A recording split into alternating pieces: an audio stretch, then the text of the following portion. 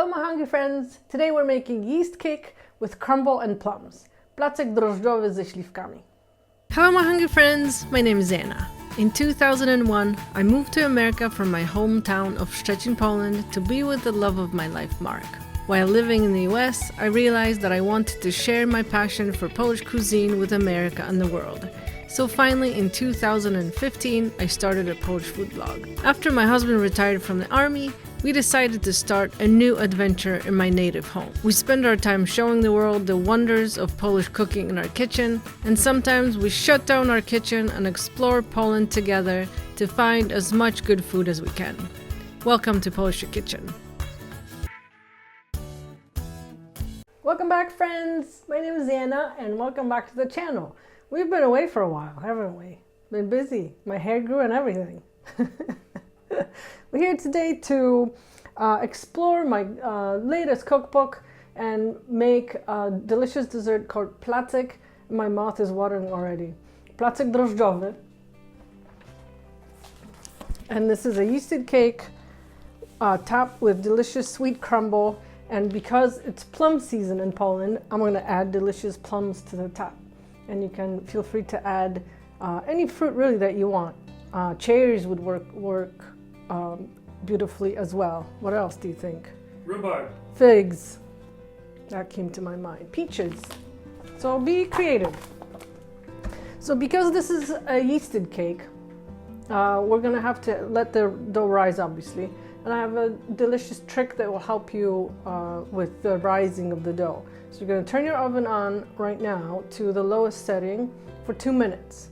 And after the 2 minutes pass, turn it off and open the door a little bit just to cool it a little bit. And once we're done with the dough, we'll pop it in a warm-ish oven just to create kind of a warm environment for the dough to rise quickly. And then we don't have to wait for hours. It'll take about an hour then. All right, let's get started. All right, I'm using instant yeast today, so I'm not gonna make a starter. I'm just gonna dump everything in my bowl, mix it, make the dough, and let it rise. So here I have whatever is in the recipe for starter and the dough, so which makes 4.5 cups of all-purpose flour. I'm gonna put this in a minute. And then I have 3/4 of a cup of warm milk. I'm going to add milk, and I have 1 whole egg and 4 egg yolks. I have 5 ounces of melted butter. And see how easy this is? We're just adding things. My kind of bacon. I have 3/4 of a cup of regular sugar. Pinch of salt, and I have 2.5 teaspoons of instant yeast. And yeasted dough was always so intimidating for me because all the kneading, and my grandma would take out her big wooden board, and like just seemed so intimidating. But look, how easy is this? But if you don't have one of those, what do you do? You put everything in a bowl and you just keep mixing until a dough comes together. And then is there a lot of kneading after that? There's a lot of kneading. This dough is quite kneady. So once this combines, we're going to obviously our machine do the work, but knead it for about 10 minutes. So continuous kneading on a floured yes. surface? This dough is kind of greasy from the butter, so it won't need a whole lot of flour. If you need to, just add a tiny bit, but it shouldn't need a lot of flour.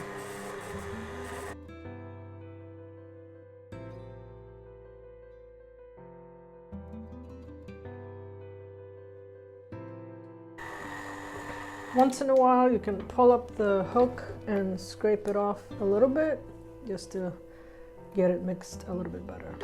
And keep kneading. After 10 minutes, we can remove our hook. Our dough is nice and smooth, and it's glistening from the delicious butter. And we're gonna just scrape the sides a little bit.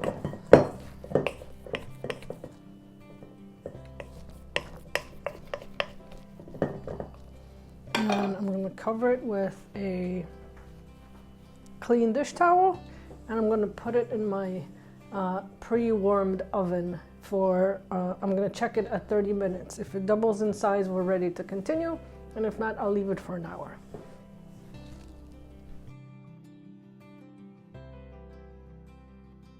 While our dough is rising, let's make the crumble. And to make it, we're going to need 2/3 of a cup of flour, 1/3 cup of powdered sugar, and 2 ounces of cold butter. And what we're going to do is massage the butter into our dry ingredients until it makes a crumble. That's a workout. Looks like someone needs to go to the gym. Once you're able to kind of clump these butter pieces together, our crumble is ready. Because our dough is not ready yet, I'm going to pop this in the fridge because I want to keep this butter cold. Our dough has been rising for a while and it has doubled in size. So I'm going to take it out now and just pop it straight into our baking pan. A good time to start your oven maybe now. We have to wait another 30 minutes, so maybe not yet. Maybe in a couple of minutes. But I like how soft this dough is, and it's nice and yellow from the eggs. So I've lined my pan with parchment, and whatever doesn't have parchment, I put a little bit of butter on it. So then I'm just going to plop it here. Technical term. And I'm just going to push it to fill the bottom. And the key to a nice yeasted dough is that we let it rest again. And that way it rises and it aerates a little bit more.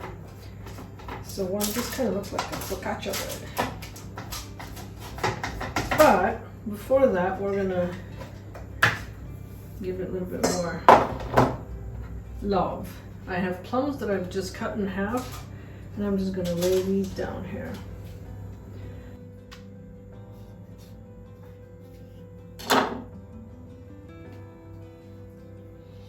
And then we eat one. Why would you not? Yum. I'm going to share with the cameraman. Mm-hmm. And then we take our crumble.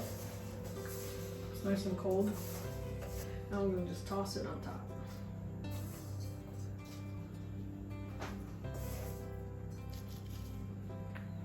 And then we're going to cover this again,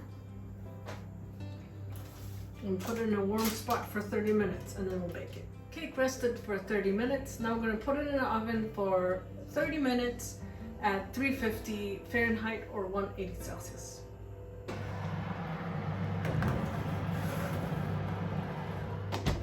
And now the hardest part was waiting for this thing to cool. But we wanted to eat it a long time ago.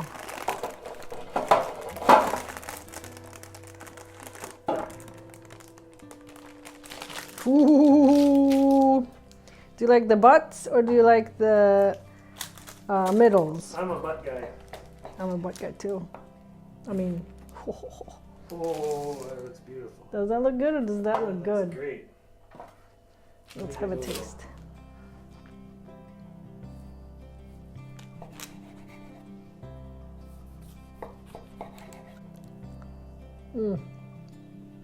Little butter on this. And we are right at my grandma's house. Yum. The plums cooked and they're nice and soft and juicy. You can find this recipe in my latest cookbook, Post Your Kitchen, My Family Table, available at postyourkitchen.com. Please come back and watch us cook again. And on Fridays, sometimes, we close our kitchen and show you Poland and take you to our favorite places. So come again. Please subscribe if you like this video and let other people enjoy some Polish food. And we'll see you next time. Smacznego!